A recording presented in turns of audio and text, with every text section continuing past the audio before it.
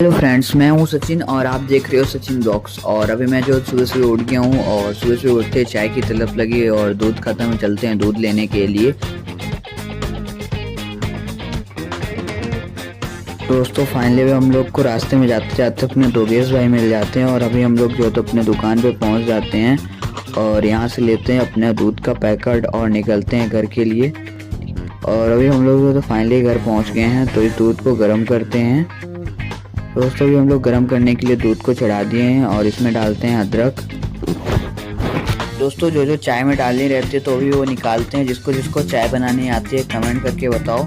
और अभी हम लोग जो है तो चीनी और चाय पत्ती निकाल लिए हैं और उसको डालते हैं चाय में और फिर हमारी चाय बन के तैयार हो जाएगी।